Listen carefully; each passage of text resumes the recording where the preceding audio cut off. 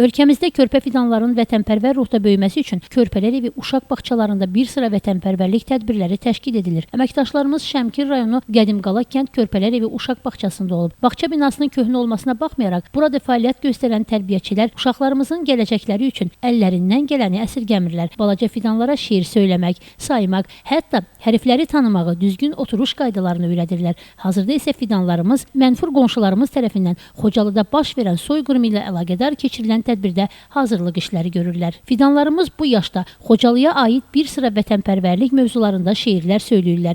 Körpələr evi uşaq bağçasının müdirəsi isə binanın köhnə olmasına baxmayaraq, bağçada uşaqlar üçün hər cür şəraitin olduğunu qeyd edib. Bağçamız 3 qrupdan ibarətdir. Davamiyyətimiz olduqca yaxşıdır.